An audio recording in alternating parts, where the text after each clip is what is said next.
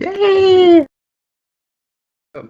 Yad eshik izoshik edoshine EU Begay inishie na kaiden inishle ki ani bashishin de betlijin dashidot kapahan dashnale akut egot aden inishle akut egot anadle nishnelto Tovangar de Geheshte de Tordination de Nacha. So hello, my relations, my relatives. My name is Yue Begay. I am of the Nomadic People clan, born for the Towering House clan. My maternal grandfather's clan is of the Black Sheep clan, and my paternal grandfather's clan is of the Water's Edge clan. So this is how I identify as a Navajo transgender woman. I currently live in Los Angeles on Tongva people land, but I'm originally from Kayenta, Arizona, from the Navajo Nation, and I am also the co-chair of Indigenous Pride LA, and I'm so excited to be here today. Thank you. Thank you. And Yue, can you tell us one thing that you miss doing since we started social distancing? Oh, God. So one of my forms of therapy is retail therapy. Even if I'm broke, I just love to go to the mall. I love to spend hours in Target just, making a mental shopping list. I also miss the free AC. It reached almost 90 degrees here in Southern California. I know that's not much to some people, but to me, it's hot. I miss the theaters. I just miss retail therapy. I just miss shopping, buying cute outfits, looking cute, stuff like that. So that's one thing I miss. Thank you. And next, let's have Commissioner Hardesty introduce herself and also tell us one thing that you missed as well. Good afternoon. I am Commissioner Joanne Hardesty, and I am very grateful for the invitation to be part of this town hall today. One of the things I miss most is I'm a hugger, and it was the hardest thing for me to not hug people when this pandemic hit. And so I really miss the physical contact of just hugging people as a greeting. It's just part of who I am. And so for me, that's been the most hardest part of adjusting to this pandemic. Thank you. Thank you. Okay, next, Bryanna, introduce yourself, please. Hello, my name is Bryanna Jenkins. Sorry about that. My name is Bryanna Jenkins. I currently live in Chicago. I'm sorry. Somebody's at my front door. Sorry. Okay. Hi, my name is Bryanna Jenkins. I currently live in Chicago. I'm originally from Baltimore, Maryland. I'm a newly licensed attorney. Also, I'm the co-host of a new podcast, Box Number 512 podcast, Grown Black Trans Women Talk, where myself and my co-host, we talk about issues that impact Black trans women. And what is one thing you miss Bryanna doing? Well, right now, I miss going to the beach. Since this is my last summer here in Chicago, I really wanted to do that before I moved away, but because of everything that's going on, I can't. But I really like going to the beach, and the beach is like right in my neighborhood. So I miss doing that. Okay. All right, Director Faye Stetz-Waters, welcome. Introduce yourself, please. Good afternoon, everyone. My name is Faye Stetz-Waters. My pronouns are she, her, and hers. I, too, am from Baltimore. Grew up there and moved out to Oregon in my 30s. And I'm a twin, and fairness and due process is just kind of something that's in my DNA. Being a twin was always getting blamed for stuff my sister did. I just wanted to talk to somebody about what the truth was. So I worked as a senior assistant attorney general with the Oregon Department of Justice. I have one of those paramilitary backgrounds, spent 4 years active duty in the Marine Corps. And then I also, when I got out, I spent about almost 15 years working in law enforcement. And what I saw there inspired me to go to law school, which is how I got to Oregon. I went to Lewis and Clark's Law School in the night program. After law school, I worked in the affirmative action program at the Oregon State Bar. I've worked as a legal aid attorney. I've been interested in due process ever since, and so I've worked as an administrative law judge. I've worked for the parole board as a hearings officer. I've worked as an equity associate in higher ed at Oregon State. I've been a circuit court judge in Lynn County, but it's my work as a civil rights director for the Oregon Department of Justice where I feel like I finally, everything that I've done in my legal career has situated me perfectly for this position. So that's a little bit about my background. What I miss, just like Commissioner Hardesty, I didn't come to hugging fully until I was an adult, but once I learned it, it was definitely something that I wanted to do, and it's definitely something that I miss when I see my friends. I'm so used to giving them a hug, and not being able to do that is something I really miss.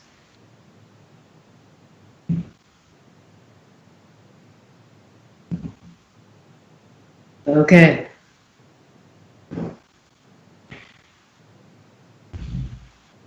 I'm still here. So I don't see Aiden. Aiden, are you still with us? Okay, I'm still here. Oh. All right. Can you all hear me now? Yes. Okay, good.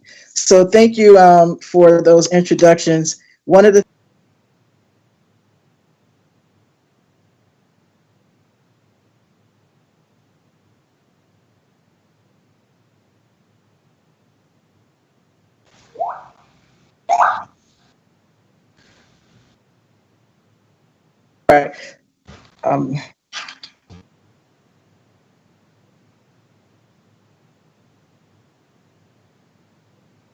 for some reason I keep going mute, but hopefully, can you hear me now? All right, good. One of the things I miss is shopping myself. I love shopping, especially for shoes. So when this thing is over, the first thing I will be doing is buying at least 5 pair of shoes just to make up for those times missed. And also, I would like to give a shout out because I did not know that Director Stetz-Waters was from Baltimore, but I knew that Commissioner Hardesty was from Baltimore, and I also knew Bryanna was from Baltimore because me and Bryanna met in Baltimore. I lived in D.C. Basically all of my adult life by way of Brooklyn, New York. So welcome to DMV Connection. Chocolate City. Yeah. All right. So let's start with the first question with Commissioner Hardesty. Commissioner Hardesty, I know that you are working on police oversight. Can you tell us about the independent police oversight ballot measurement that you're working on now? Absolutely. And thank you so much for that question. As everybody knows, we are in day 48 of daily protests on the streets of Portland, protesting police violence. I will say that I never thought this moment would come where we would have tens of thousands of people marching all over the world saying that Black Lives Matter and that we need to fix our criminal justice system now. And so I have, because of this opportunity that has presented itself, one of the things I know from 30 years of advocating for police reform is that the community wants truly independent police oversight. They want a community board that has subpoena power, the ability to compel testimony, a budget to do investigations, and the ability to determine the appropriate level of discipline. These are things that the community, every blue ribbon task force, every community convening that imagine what good police oversight would look like, all have come up with that as their #1 recommendation. And so we're in this moment in time as I continue to see the demands that we make radical transformation in our criminal justice system. I went, well, gee, I wonder if we could actually do this now, right? My plan had been, we have a charter review commission that will be in place next year. And because I knew my colleagues would not support this radical change, I was preparing for the Charter Review Commission. But guess what? We've got this moment in time that allows me to put this on the ballot this year in November. And today, the city attorneys are reviewing my ballot measure, and my plan is to have it on the November ballot. As you can imagine, police are losing their mind because they actually don't like the community having oversight of what they do, unless it is a committee that has no teeth and they don't have to be accountable to. And so I am really, really excited. The beginning will be just following it. And so July 29th, we will have a city council session where I expect all my colleagues to support this moving to the ballot. And then we start the community conversation about really reimagining what community safety looks like. And in most communities of color, community safety does not look like people headed to war. It does not look like people with big weapons, people coming in and mandating behavior. And so I am really excited that this moment in time has given us an opportunity to work from a whole host of vantage points. So I'll stop there because I suspect you'll have more questions. Yes, thank you, thank you. So who do you expect to sit on the Community Oversight Board? The community, of course. And so once this measure is passed, there will be a implementation board put together. That board will decide the stakeholders and what the mix of stakeholders should be. But that's my plan. Okay. All right. Will police officers be included in those stakeholders? No. I lost that fight. I lost that fight with my community because honestly, I thought if you're going to put a police accountability system in place, my thinking going into this was you would have to have some police officers on the committee.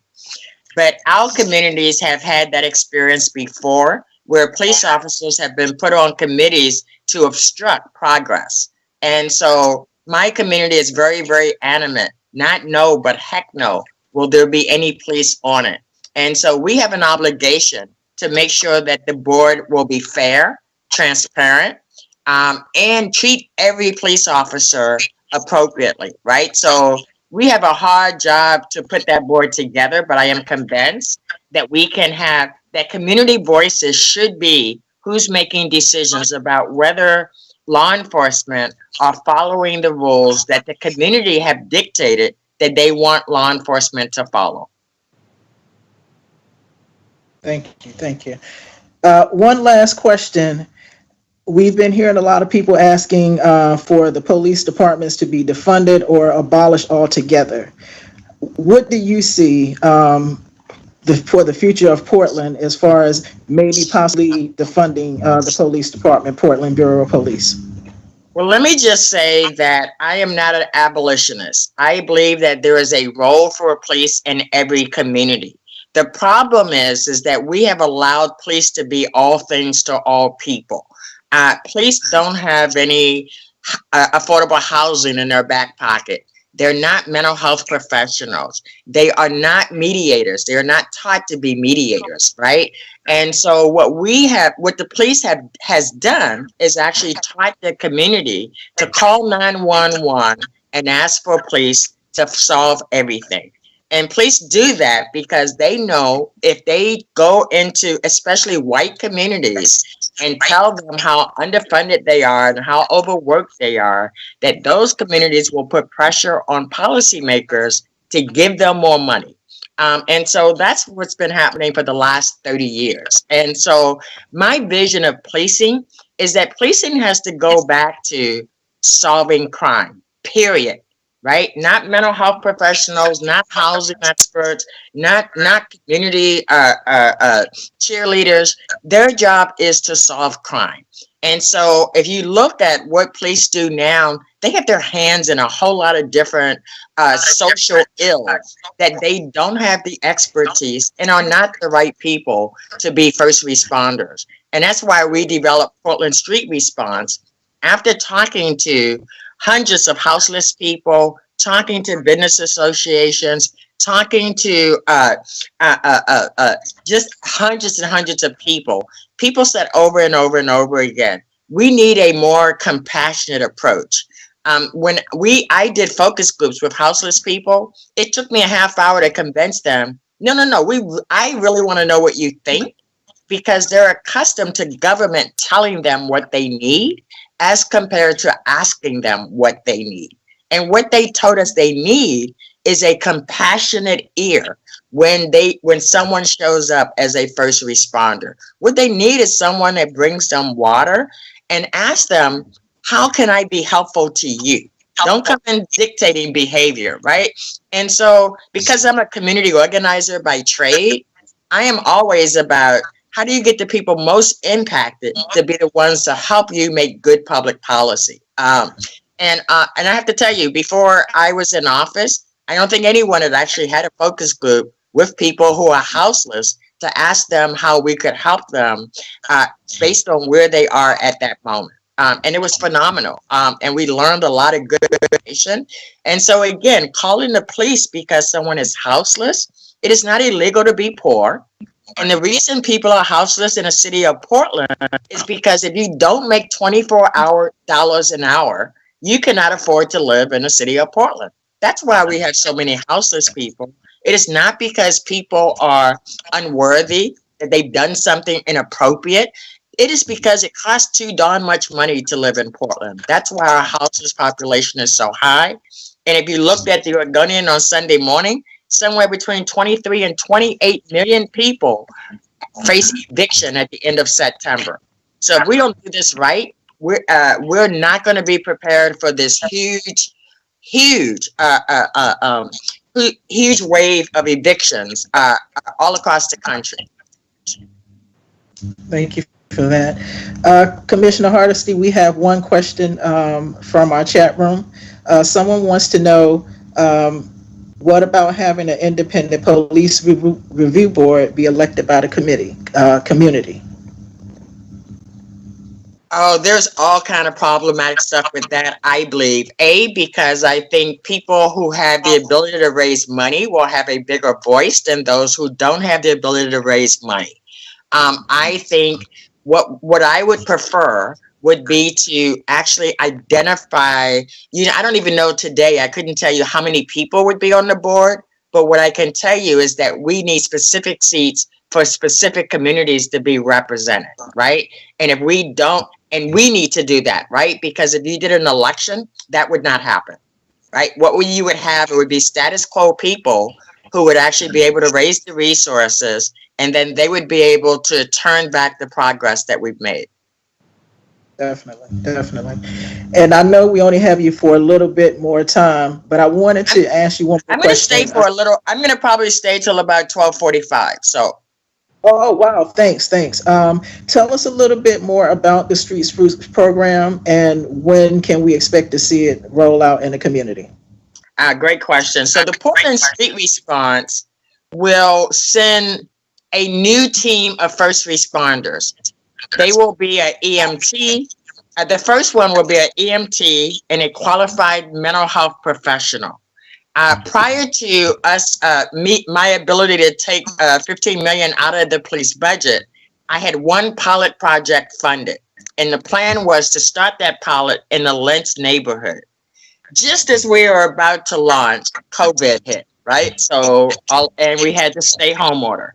But now that we have changed the police budget, I will now be able to have 6 pilot projects once COVID has given us the ability to go back out in public and operate in that manner, right? So the biggest holdup right now is COVID-19 and how the caseload is expanding.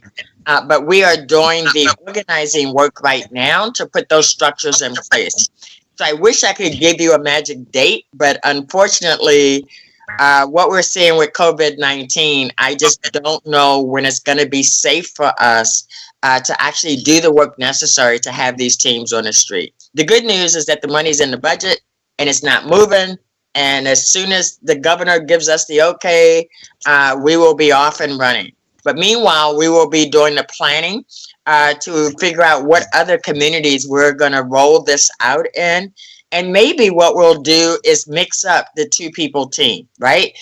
We heard a lot about peer supporters.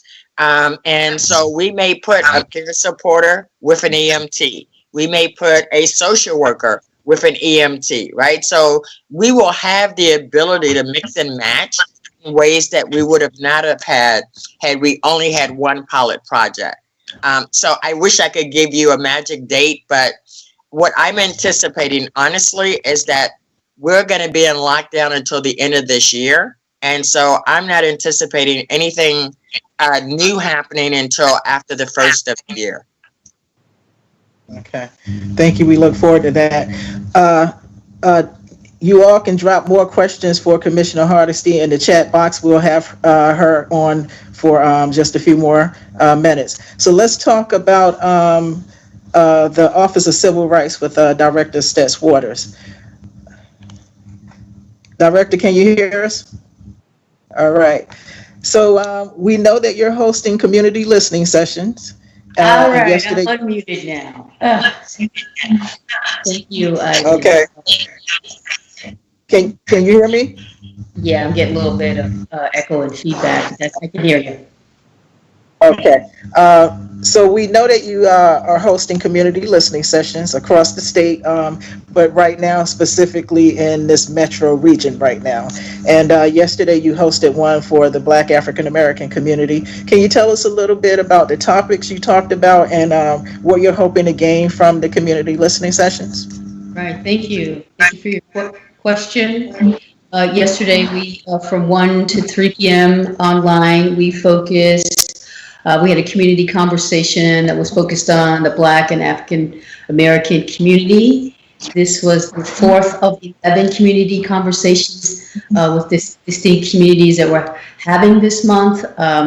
These sessions had originally been scheduled to happen in the spring, or actually in March. And then COVID hit, so we made a decision to kind of move them online. We have experienced some technological challenges in trying to reach a broad audience, making sure that we have interpreters and that we have accessibility. So we're working through that.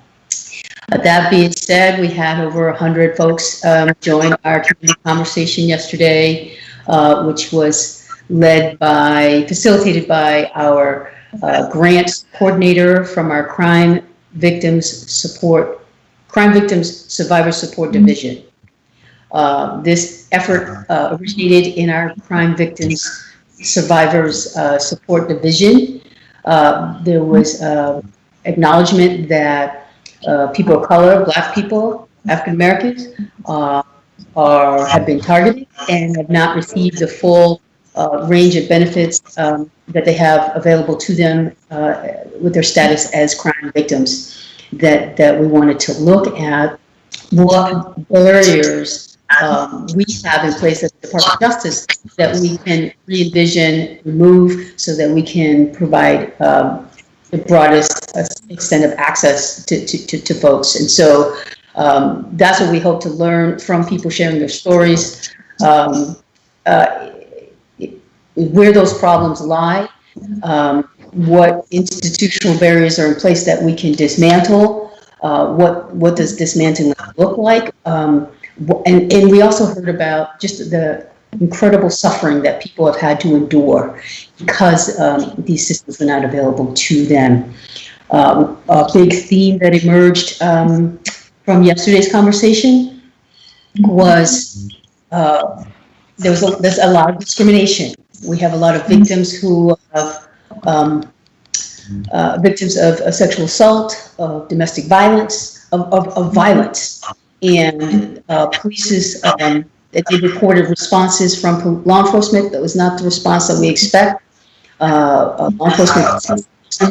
enforcement not taking it seriously, law enforcement substituting their own perspective for that of the victims. Nothing was trauma informed, just in many cases, just a hostility towards trying to make a complaint and access the system. So we're seeing reports thus far have been about just institutional systems not being willing to treat Black people with the same respect, courtesy, level of service. And so very disturbing. Department of Justice is included in that mix, and it's but it's information that we can draw on, that we can learn from, and that I can take back to the Attorney General to have a conversation about what we can do internally to fix the structures in our organization to be more transparent and more open and more accessible to folks. Thank you. What are the next few listening sessions? Maybe the next 2 weeks. What can we look forward to seeing? Yeah, I think we have our next community conversation is scheduled to occur online tomorrow from 1 to 3 p.m. with our Asian American Pacific Islander community. We expect that to be broadly attended. The things that we have heard during COVID from this community, just appalling. One of the things I'm responsible for is to administer and manage the bias, crime, and incident hotline, which is a telephone hotline for people to report hate and bias incidents. And this is a government structure, so it's not like Portland United Against Hate or Coalition Against Hate Crimes or some of the other nonprofit community-based reporting services. It's a government service. And it's a data collection service and a support service. And it's the result of Senate Bill 577, where after the Attorney General's listening session that she held, she heard from victims of bias and of hate report to her what they were experiencing in the community. It was in the aftermath of the 2016 election and this uptick in hate crimes that was occurring. This was a response to that. So this bill was created. What we heard from the victims was that we wanted greater emphasis put on the victims, because law enforcement response was to bias incidents that's not a crime. We have free speech and there's nothing we can do about it. Go over here. And that's not the right response, that this impacts a person deeply and impacts their safety, their understanding of their place in the world, their feeling in the sense of inclusion in the community. And it also harms the community when these things are allowed to stand uncontested.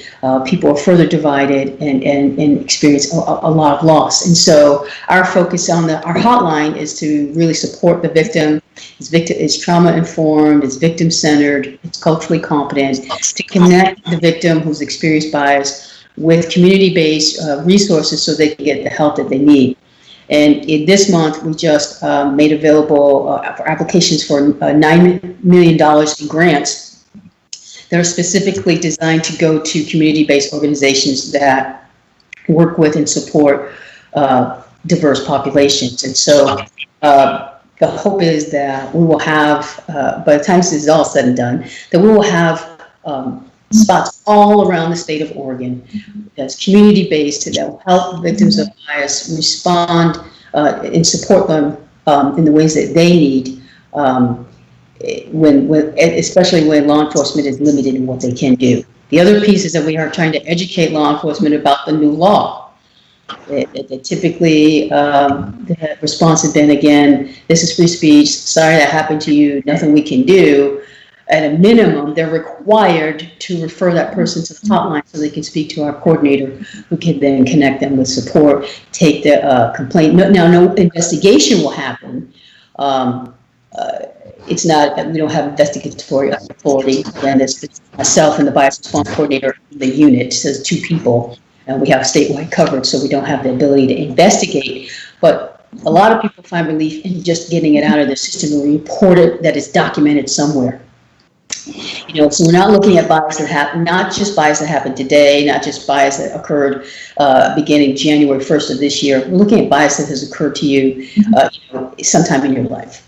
So that these things can be recorded, and the hope is that we'll be able to take this data. Now we're in this data mode, and what gets recorded gets addressed, so that we can go back to the legislature and show, look, hey, we actually do have bias in our community. Hey, actually something does need to be done about it, and we need to allocate resources towards it, and really to educate populations about where the hotspots are.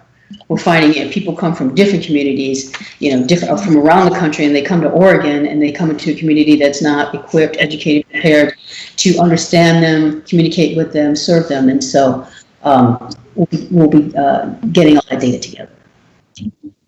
Okay, thank you. So I have some more questions for you, but I wanted to get Bryanna and UA into this conversation. Yeah.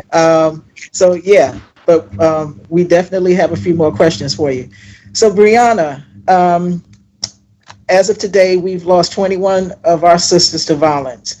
Anti-transgender stigma, especially transphobia towards Black transgender women, has roots in systemic racism and anti-transgender legislation. What are some of your plans to gather momentum on a national level to, seek change and to help stem the tide, of violence against transgender women? So one of the things that I would like to see, or I would like to be a part of, is some sort of national campaign on a social level to push back against trans panic defense laws.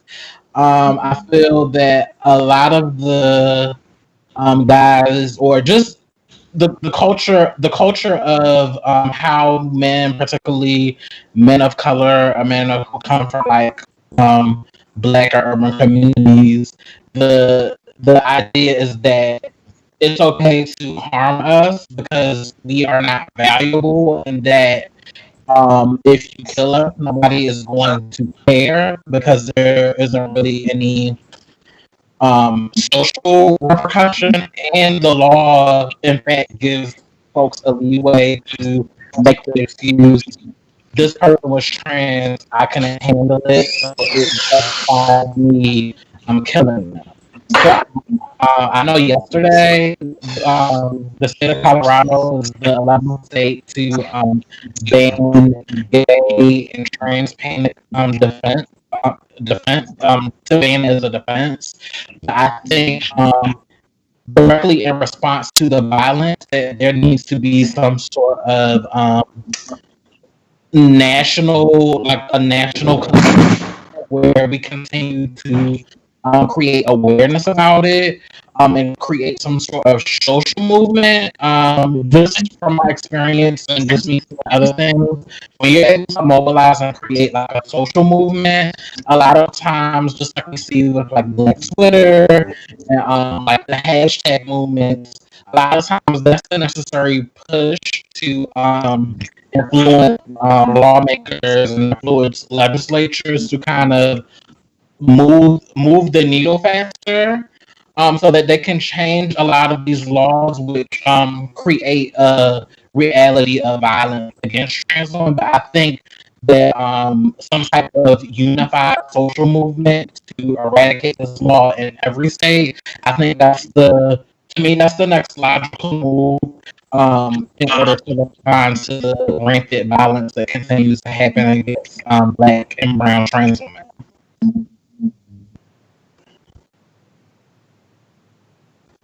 Thank you for that, Bryanna. So you'll be back in DC soon. At the end of this month, yes. Okay.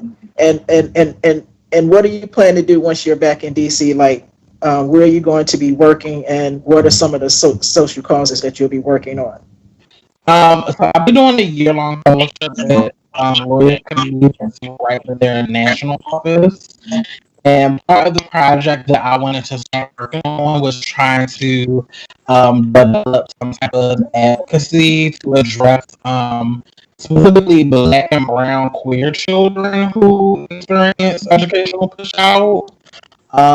This one thing that I've experienced or I've noticed are that Black and Brown queer people are also heavily pushed out of the school system, but it's kind of like overlooked, or a lot of times when you have Black and Brown queer youth, they're labeled as like a distraction to the environment. So it kind of, there are like different insidious ways where they're pushed out.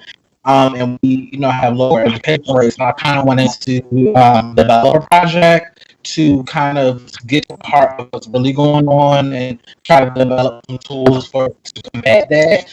I don't know how feasible that would be given the current situation and really the state of schools. I don't feel like schools should reopen in September. I just don't think it's safe. But that was part of the original project I pitched. I'm pretty sure I'll be doing something else. But tell me anything public interest or radical centering Black and Brown queer folks in the law. That's what I'll be doing. Okay, thank you. Definitely look forward to your amazing future. And once again, I'm so proud of everything that you've accomplished. Thank you. Commissioner Hardesty and Director Stetz-Waters, we have a question for the both of you.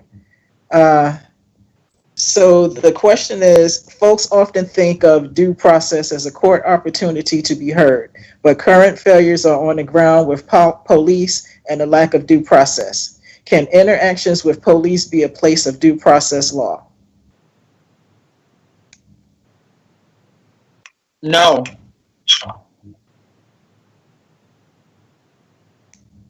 Point blank, period, no. Period, no.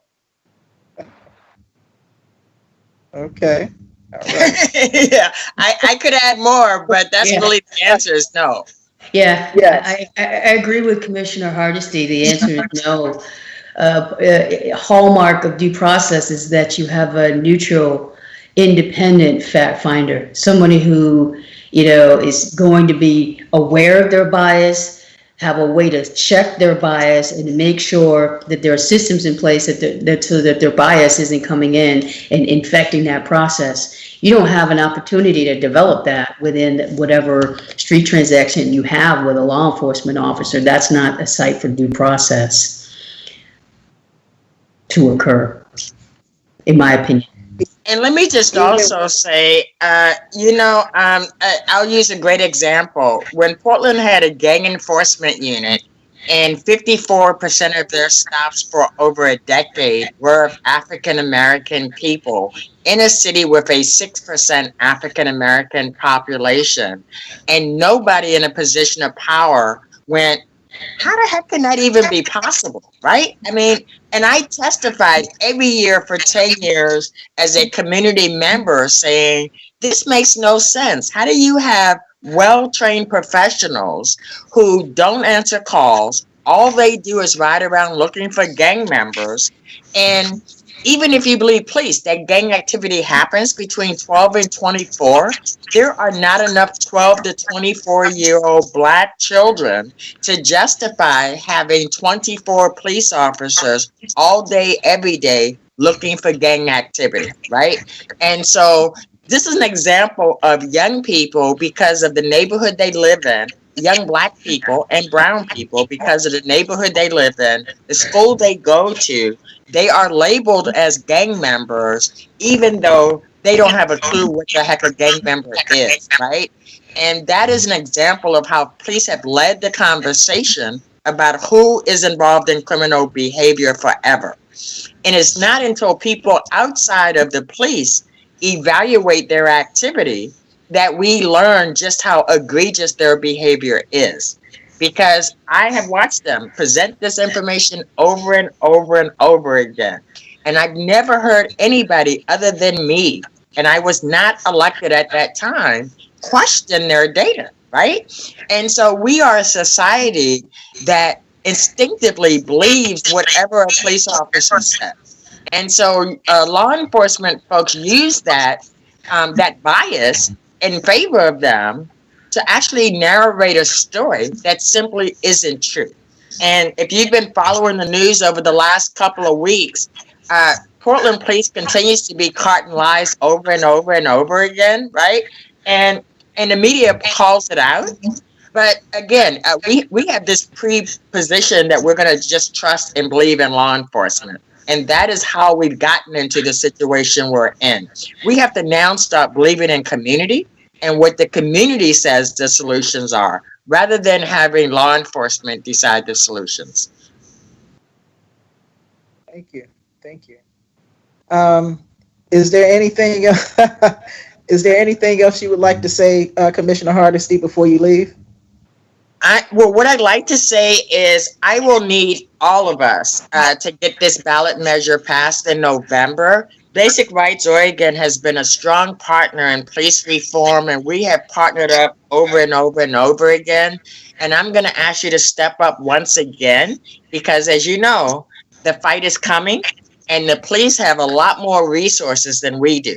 But what we have is a lot more people than they do, right? And so this is going to be a people-driven ballot measure, and I will be reaching out to Basic Rights to get you to sign on as a supporter.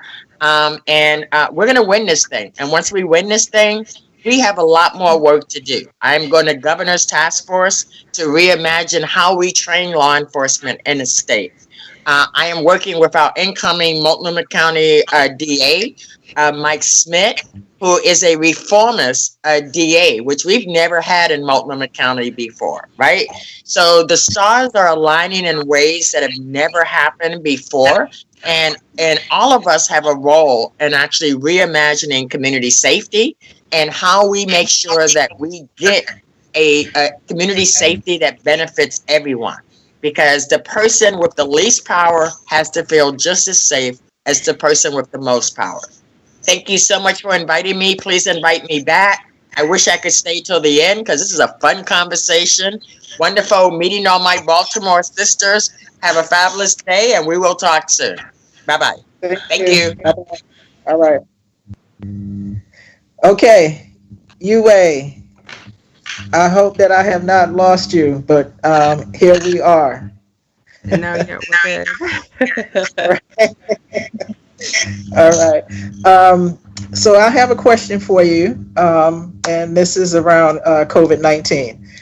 How has the poverty, oppression, and injustice shaped Indigenous peoples' encounters with COVID-19, especially the Navajo people? I've been reading a lot about how COVID is spreading through your community, and so we just want to hear a little bit about that and how you all are moving forward to keep people healthy and safe.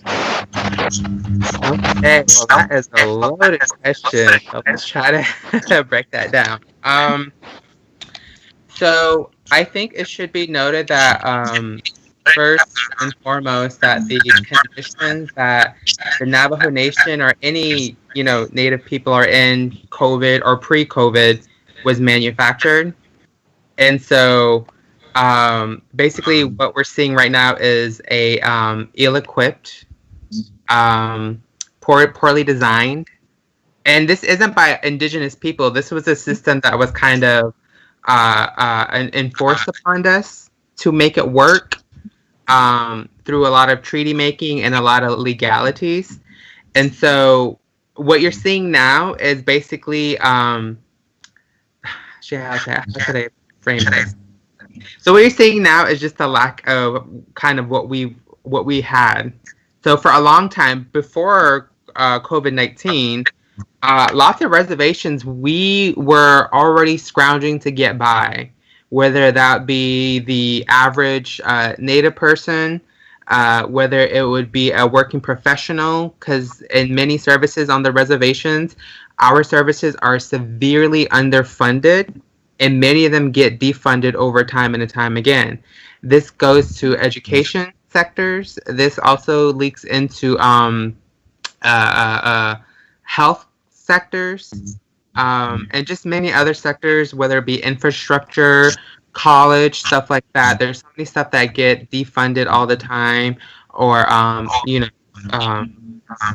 get defunded over time.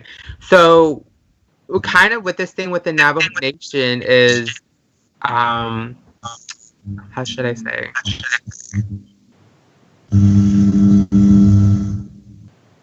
Basically, historically, the Navajo Nation, we've never been able to collect taxes.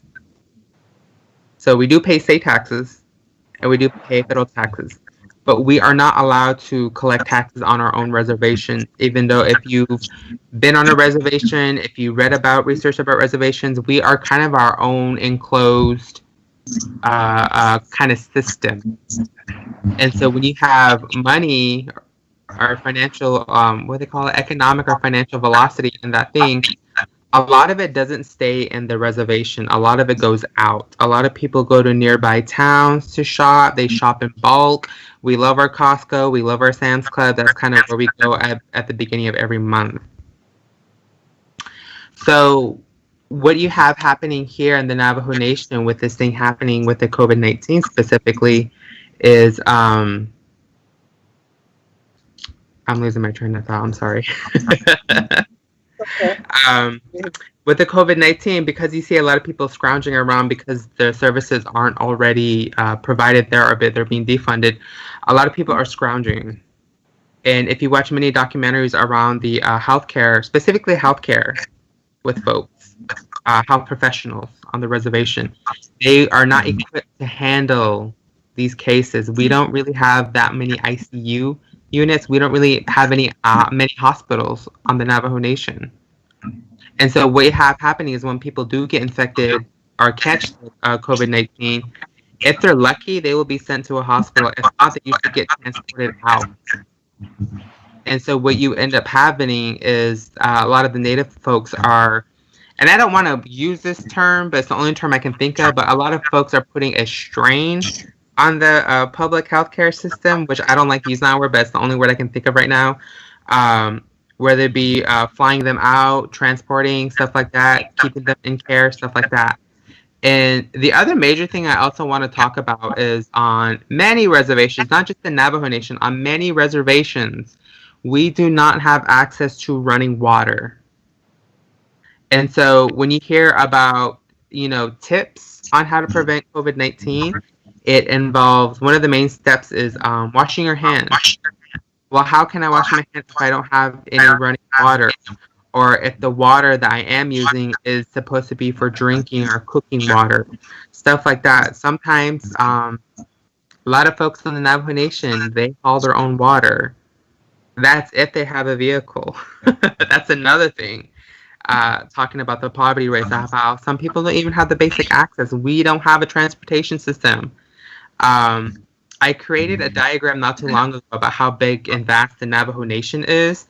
It covers, I think, Rhode Island, Massachusetts, parts of southern New York, all of New Jersey, and the eastern parts of Pennsylvania. It is a vast, big, like the land is very vast. And instead of having densely populated areas, with the Navajo Nation, everyone's kind of spread out with a few sparse towns here and there. So not only do you have a transportation issue on the Navajo Nation, if someone were to have some type of medical or clinical emergency, we can't even get to these places, which are already underfunded and understaffed. And that's not just talking about the IXS system, which in of itself is, is a faulty system. If you hear about a lot of Native folks who talk about the Indian Health Service, which is a federally funded agency program given to federally recognized Native Americans, IHS service is not really that good. A lot of people will stay away from it. As a matter of fact, a lot of people would rather enroll onto state health care than go to IHS services. So that kind of gives you an idea of how bad the IHS is in regards to helping us with any health care and stuff like that. And the other thing I also want to talk about is the poverty rate and the unemployment rate on the reservation. And It is extremely high. A lot of people get hired and the jobs for some reason close down and they lose their job. And so what you end up having is a lot of Native people are leaving the reservations for economic opportunities. Me being one of them. I moved away from the reservation to pursue schooling, and I'm staying here in Los Angeles because I don't really have a future back on the Navajo Nation. And it's really hard to speak about my tribe and my nation like this, but that's kind of the reality. And so me speaking, I have plenty of privilege sitting right here in LA, a roof over my head, running water, stuff like that, electricity. A lot of folks in the Navajo Nation, they don't have that. And so when you add a pandemic, an easily communicable disease, to that system, that manufactured system that I just ended up mentioning, it's no wonder why the pandemic is hitting reservations harder than it does cities. It's no wonder that reservation systems are being more impacted more severely than even rural areas. And there's a lot more factors I could get into that, kind of contribute to COVID-19. A lot of factors that contributed prior to COVID-19. And if you're interested, there's tons of literature, there's tons of documentaries talking about stuff like this. But at the end of the day, I really don't want to focus on my tribe's deficit. I don't want to focus on them what they don't have. I would like to point out that within the Navajo Nation, within these past few weeks, the rates have gone down, which I'm really proud of. And I do attribute that to a lot of our culture that talks about interdependentness and interconnectedness. I also do want to highlight the resiliency of my people, just because I feel like there's too often we focus on the deficit of Native Americans and their higher rates and all that, and it kind of puts us in this deficit framing rather than asset framing. What we do have, what can we do? And that's kind of what I really contribute to how we are getting better, because we are getting better, even though we already had a part of my language, if we've already had a shitty healthcare system on the reservation in the first place. I really think it's our resiliency and our ingenuity that kind of brought this rate down. Whereas in LA County in Southern California, our rates are going up. So, it speaks volumes to how a group of people in a reservation system can lower their rates, while in a healthcare saturated system such as LA County, where I'm living at, our rates are skyrocketing. And so that's one thing I do want to congratulate my Navajo people on is, thank you for doing what you are told. Thank you for doing about caring for others. I know this is really hard. I know it is hard. I know it's hard to stay away from family members. I know it's hard. The transmission of our culture. We don't already have a lot of language speakers in our culture. And so when you kind of break up families because of this COVID-19, we really can't communicate with each other. A lot of us, we can't see our elders anymore because for fear of, we might be infected. We might be asymptomatic and we don't want to give it to grandma or grandpa. Just so many things that have been interrupted since COVID-19. But I do feel like we will persist. We will rise, and we will get past it like we've always had. Thank you so much for that. So what are some positives that you see coming out of this? Some more positives. You did mention some, but like some healthcare reform. Do you see healthcare reform coming out of this for the nation? And are you a part of that? As far as healthcare reform, it varies from tribe to tribe because every tribe's needs are different and unique. As far as the Navajo Nation, I think recently we got some. So there was $8 billion set aside for. Initially, we thought it was $8 billion set aside for the Navajo Nation, which that wasn't the case. It was $8 billion set aside for all of the Native American tribes in the U.S. And so $600 million of that $8 billion would go based on population size. which again is very sketch, because if you divvy up stuff on population size, oftentimes that's not equitable. You're treating it more as an equality issue rather than an equity issue, because some tribes might have higher needs than others. Some individual towns and various reservations might have higher needs. There might be a town in a desert that has food scarcity than a town that is located near a border town where they have easy access to food. So that's kind of one thing that I'm kind of critiquing on, is that how the $8 billion is being divvied up. It is something, but a lot of Native activists that I've spoken to is it's not enough. Just because we personally feel like it's a Band-Aid, honestly. It's a Band-Aid on a huge wound. As I mentioned before, there are so many systems that were in place in the Navajo Nation and on every reservation prior to COVID-19. So when you set this $8 billion and only $600 million is going based on population size, the rest of them is going based on needs. And that's if you can document that needs, which is another issue. I lost my train of thought again. Yes, and so when you have that, it's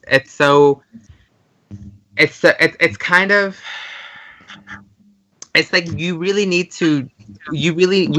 to build the first floor before you can tackle building the second floor, I guess is what I'm trying to say. It's like there's so many underlying issues that are the reason why COVID-19 is so prevalent in the Navajo Nation, in the Apache reservations, and so many other reservations that there's just so many things that we need in order for us to even begin social distancing. And I've always akin it to this one metaphor that I've always heard is, if you go to a lake and you see a bunch of dead fish or sick fish rising on the surface, you would treat those fish and return it back to the lake. But then you see more fish turning up dead or ill, and you would treat those, and you're wondering, what are these fish doing? What are these fish doing that is getting them sick? When it's like, have you ever thought about testing the water, the environment that they're in? More so, it could have been a factor that's been contributing to polluting the lake. Maybe it's the water table. Maybe it's a source upstream. There's so many things that you can look at this and how, what kind of healthcare reform there should be. And it gets really tricky because when you talk about healthcare, you also talk about federally provided healthcare, which is IHS, and then state provided. And every state healthcare differs from state to state. Whereas the IHS is kind of a clean slate across all tribes, which again is sketch and should raise some eyebrows, because a one rule for all is not usually how things work. Some of those things don't prosper, and that's kind of what you see with the IHS system right now. But as far as folks in healthcare reforms, with the Navajo Nation, I know a lot of folks are getting Arizona healthcare because we reside in so many states. We have Utah, Arizona, and New Mexico because we lie in those areas, which again is a lot of bureaucratic and red tape stuff that you have to deal with. And so with the Arizona, I know we're trying to help folks enroll more into healthcare. I know they're having folks trying to assist Navajo folks with enrolling into healthcare to get a more better access. There's a lot of more bilingual services offered by some healthcares in Arizona. And even though it's a good thing folks are enrolling in healthcare, but it's another thing like, can this system handle it? And so I think with Navajo people, we are kind of in the early stages of what healthcare reform looks like. There's still discussion on what, and again, every reservation, every community has their own unique needs that might differ from other communities. So, yeah, that's all I can say about that. Okay. Thank you. I do have another question for you, but I'll hold off because I want to bring everyone into the conversation on this next question. And this is in reference to the violence that the trans community has faced, but also cis Black women cis BIPOC women. When cis BIPOC women and trans women are murdered, intimate partner violence is by far the most common scenario. How can cis BIPOC and trans women mobilize to change this dynamic? And this is for everyone.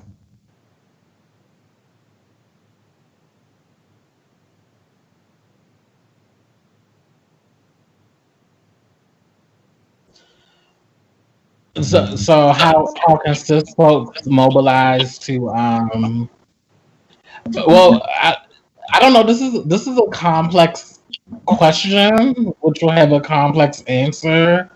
I think one is in the burden should be on cis folks to acknowledge that they are in relationship with us. And then I feel like the burden should be on cis folks, whether it's the abuser in a relationship or the community of other cis people that hold the abuser up or that protect the abuser, to interrupt blatant transphobia, whether it's from them enacting violence on a trans person or to just transphobic comments and conversations about trans people and people in relationships with trans people. I just think it's a complex layer answer, but in all of it, I don't think the burden should be on actual trans folks to disrupt systems of transphobia that impact us. I always feel that the burden should be placed on cis folks, who are the ones that usually enact the harm against us, but they can do it in a myriad of ways, but the burden should always be placed on them to disrupt blatant transphobia when they see it happen right in front of them. Because with a lot of these murders, acts of violence, sometimes it's the intimate partner thing, but then you have a lot of situations like the video with Ayana Dior where these attacks happen in public and there are other people around. They're either contributing to the attack or they're recording. And at what point does the people who are clearly not in harm's way, like at what point do they step in to say this is not all right, or at what point are they disrupting the status quo in order to protect trans people? And I think that's the lens that we have to look at this through.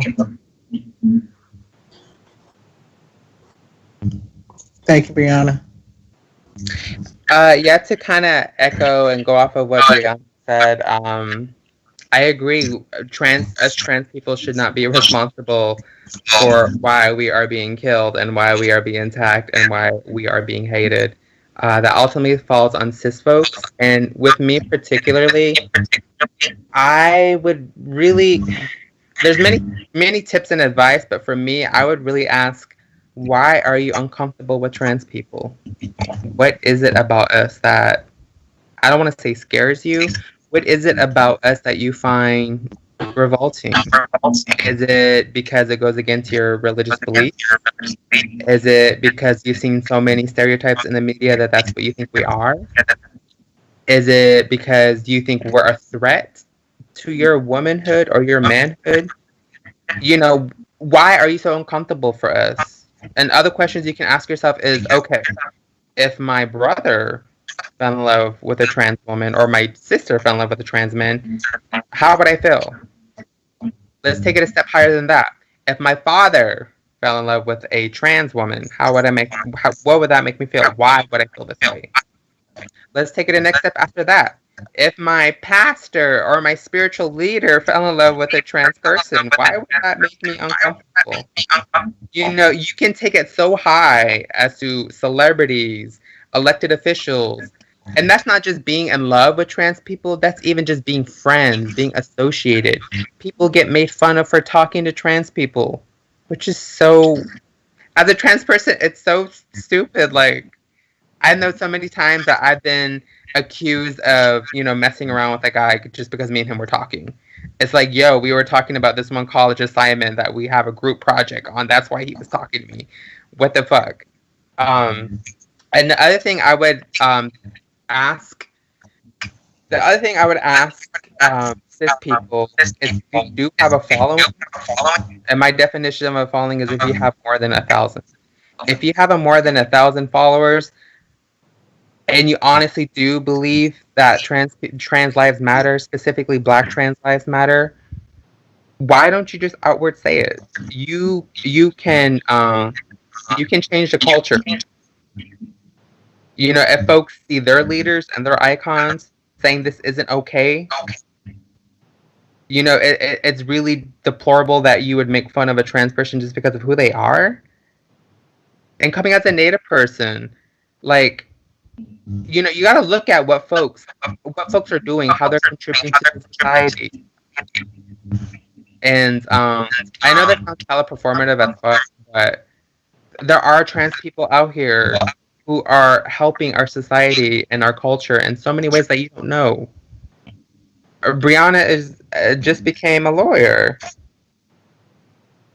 There are so many trans people out there that help us flourish. It's not just cis people out here. There are so many amazing trans people out there that you don't get to know because of your stupid ass bigotry. We are wonderful, exquisite people if you get to know us. We will, you know, if you get to know us, we will enrich your lives. It's just, but you won't ever get to that place in your life because of your bigotry, of your willful ignorance. And that's all I gotta say on that is trans people were not a threat. We're just people. We just want to exist. And I think we should be allowed to exist. Thank you for that. Director Stetz-Waters, do you have anything to add? Yeah, thank you, Aiden. I want to echo what my co-panelists, Yue and Bryanna, have said, that it's not upon them as upon cisgendered folk to speak out, to support, to defend, to interrupt, you know, to be human and support other human beings. It's no different than any other civil rights march. You have to look at the people who are recognized and who have the authority, the power, the space, the money, the time, and who are not risking anything by speaking out. You're in a position to do good, and you should. And might I add to that, if I can, specifically with the relationship between cis BIPOC women and trans BIPOC women, we suffer from the same systems. We suffer from patriarchy. We suffer from femicide, right, which is the killing of feminine people.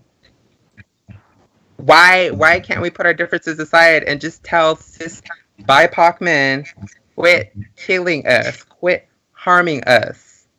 I think the sooner cis BIPOC women realize that, I think the sooner that you know, trans people will be more in solidarity with cis women. Because as it exists now, I think a lot of cis women still view us as a threat to their womanhood, when it's like, no, homie, like, that person who killed a trans woman, they could also kill a cis woman, and cis BIPOC they're usually the same person that kills us going to lay in bed with you at night. Mm-hmm. Like, it's literally the same part. We're dating. Men are dated. We're in the same pool of women that men are dating. Whether people want to believe that and accept that or not, it's the truth. It's the truth. And like, the sooner that cis women are willing to give up white feminism and this binary feminism that was never for women of color to ever live up to, the sooner that we will be able to really have a broader definition of what womanhood is, and not actively use cis privilege to exclude trans women from spaces, then I feel like we would be better off, and then we could not allow men to be used as a tool to divide us when we're being impacted by the same men. Yep. Thank you for that, Bryanna. So that brings me to another question. What are some strategies that you can use for yourself and, just for the trans woman community, period, to be able to stay safe and be aware of their surroundings? Because, going to a protest, a trans woman can be, victimized, or just walking down the street, walking home from the grocery store. What are some strategies that you all have used in your life? And Bryanna, I know you talk a lot about this on your Facebook page. So just give us a few things. Well, if you're going to a protest, I feel like you should always go with a group of people that will be down for you.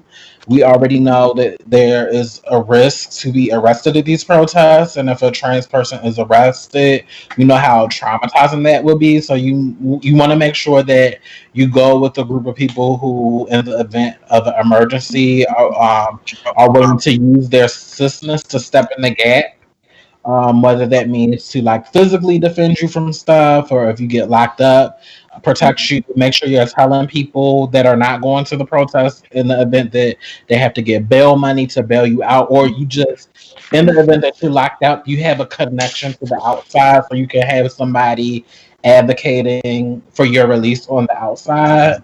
Also, I believe in trans women being protected with weapons, whatever that looks like for folks. I am looking forward to a new movement of what it looks like for trans women, particularly trans women of color, to be more avid about their Second Amendment rights and about gun ownership, and it really looking at the obstacles, because we know that the Second Amendment is not really for minorities, but we kind of have to reclaim stuff for ourselves in order to protect ourselves, because the reality is that we are being murdered, and we're being murdered swiftly. And when people know that you can clear out a room quickly, they're less likely to try you or try to come at you. And I just feel like people should be able to defend themselves in their own home. So like those are those, and just be mindful of the company you keep. Just be mindful of the company you keep. You shouldn't be dealing with folks, especially intimately, that are anti-trans, or people that don't want other people to know that they're associated with you. Because unfortunately, from what we're seeing, people are willing to kill because they think we as trans folks don't have any value. So you just have to always make sure you surround yourself around people that have your best interest, and not your best interest when it comes to the bedroom, but your best interest in living like a full, actualized life. Okay. I think my answer to that, I mean, Bryanna, you honestly took the words out of my mouth. Don't hang around scary people.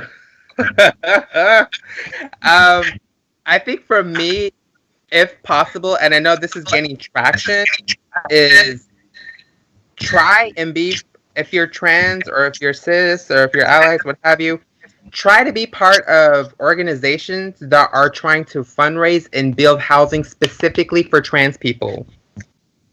I've worked in the public health field for the past 3 years. I've worked with so many homelesses and all that. I don't know how many trans people get kicked out of their homes, live on the street, and like they're forced onto the street because no one else doesn't want them in their home.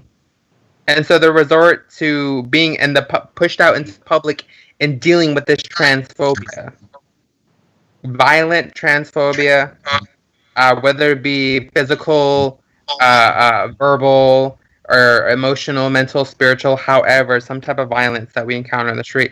So my advice is be a part of these organizations that are fundraising, that are trying to grow money to build housing specifically for trans people, just because there's so many red tapes that homeless shelters use to deny trans people housing.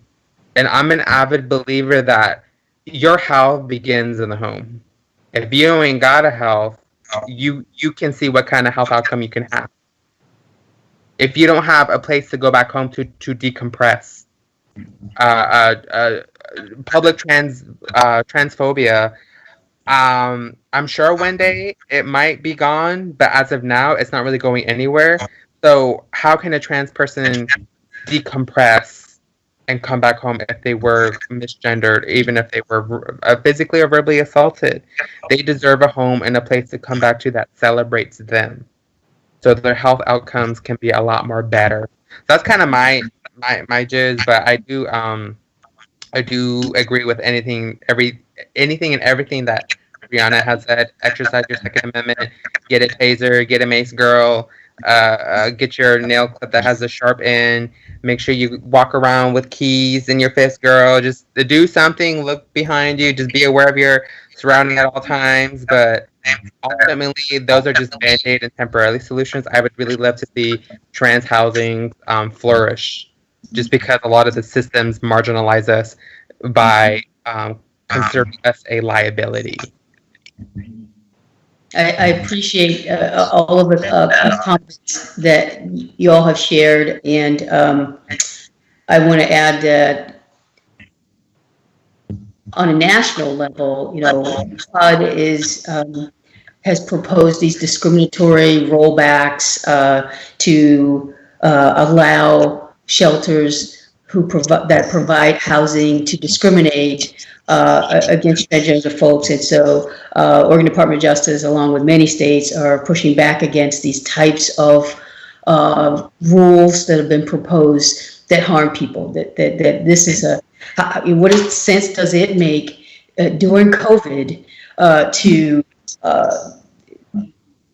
further marginalize people who have high need by allowing people who receive public funds to discriminate against people who need their housing and need their services. So we have we're participants to a multi-state lawsuit against the federal government or HUD, pushing back on those kinds of things, and we very much have.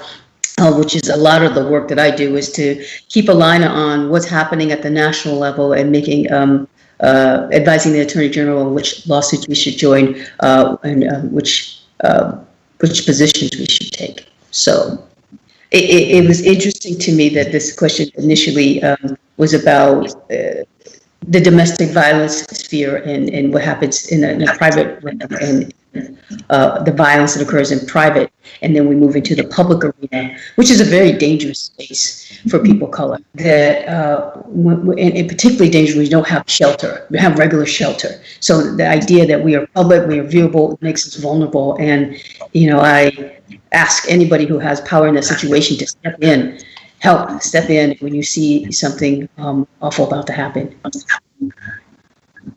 Thank you. So I would like to announce that there's still time to ask questions so that you can be put into the drawing for the Protect Trans Kids tote bag.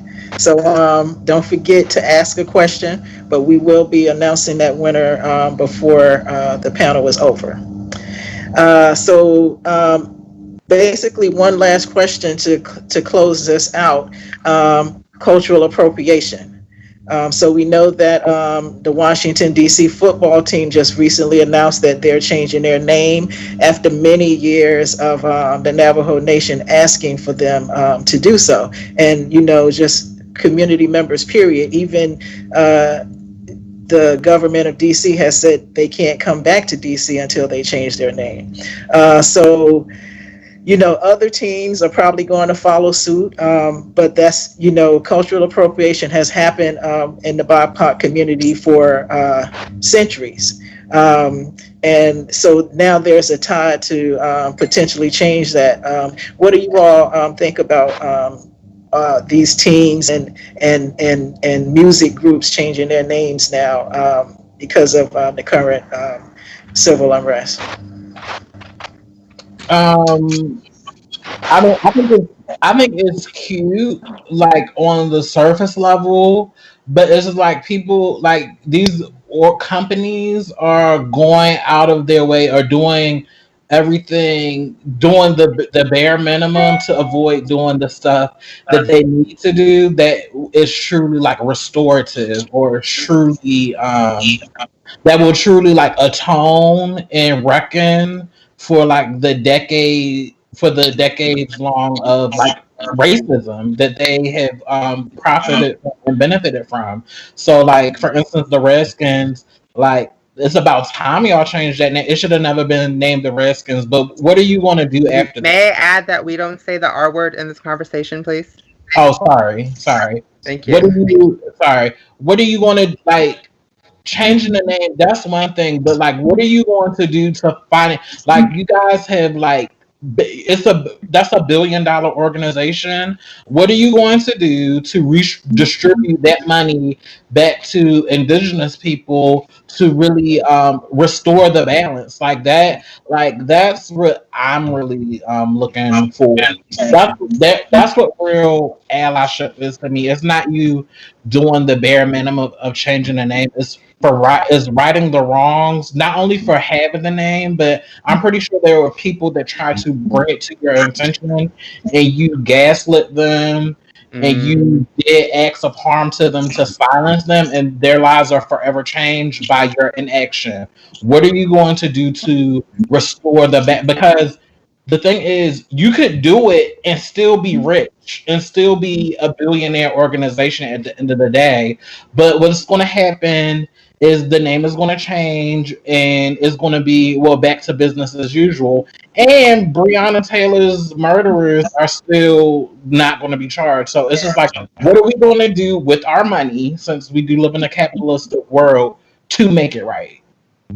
So for me, even though I'm not Indigenous, it's not enough.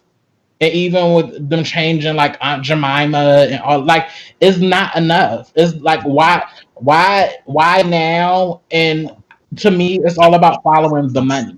Like, what do you want to do with your like? Because you will still be rich. It's of no consequence for you to do the right thing, but only time will tell to see if they are really committed to true social change and true restoring the balance, or they're just doing this to kind of protect their own financial interests.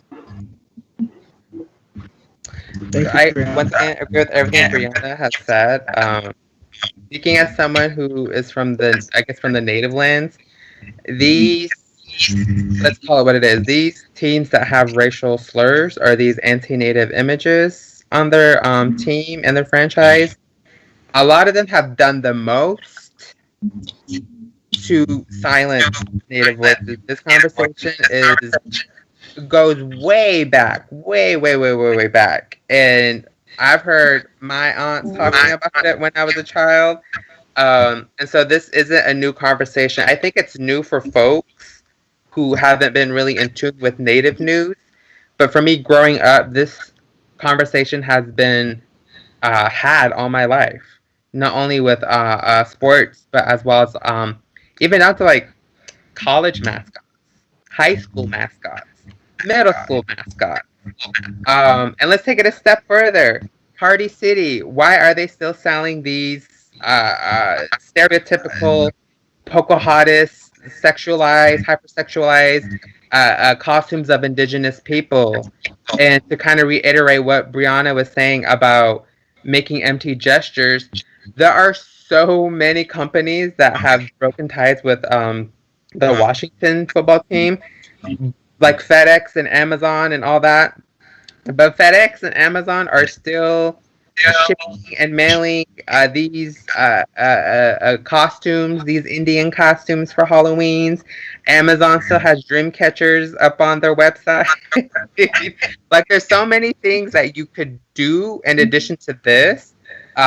Even though we are in a capitalistic society, so we do know that people who uphold capitalism will make the bare minimum to save face. And I do agree that, you know, if you're profiting off something racial disparaging to us, we should at least have some type of I guess reparation is the word. I don't know if that's the word I want to use, but that's the closest word I can use. Some type of reparation. I just got done talking about how in need the Navajo Nation and so many other reservations are. Why don't you, I don't know, donate? Why don't you use the thing to campaign about restructuring how the reservations are set up? Why don't you donate or get involved with what we natives call #LandBack? Why don't you do that? You've spent so many years profiting off our hurt that we at least deserve something in return instead of a simple name change and you keep all the profits. If I go to college and I say some type of quote and I have to give credit to some old white man in the past because he said it first, why can't we get credit where it's due as well? If I upload something on YouTube and I use a clip from someone else's video because that's their content, why can't we, why can't the same happen to us? You spent so many years profiting off of us. Why can't you give back to us? As a matter of fact, why isn't there a legal system where that can be possible? But as we know, this capitalist system is only one-way streets. You get the profit off of us, but we can't hold you accountable. That's just how it goes. And as far as like other people, as far as non sports people, artists, musicians catching wind, I really do first want to acknowledge that even though Native people have been, even though we pioneered this for so long, it actually wasn't until the Black Lives Matter movement that all of this started gaining track. So I do want to acknowledge that as well. That without the Black Lives Matter, without the riots, without all this, Black Lives Matter proved to us that our voice matters and we can boycott in large numbers. We can protest in large numbers. So I think because of that, and thanks to that the Washington has changed their name, and many other teams and other organizations, institutions, what have you, are thinking the same thing. All right. I hate to end this, but our time has come, and we would like to announce that Jordana Sardo is our tote bag winner. Yay, Jordana. Don will be in contact. So thank you all for joining us today. I appreciate the conversation that we've had, and I look forward to seeing you all and working with you all in the future. Join us next week, next Tuesday, for another town hall at noon, and we'll see you then. Nancy will be back then, but thank you for having me as your host this week. All right, have a good one.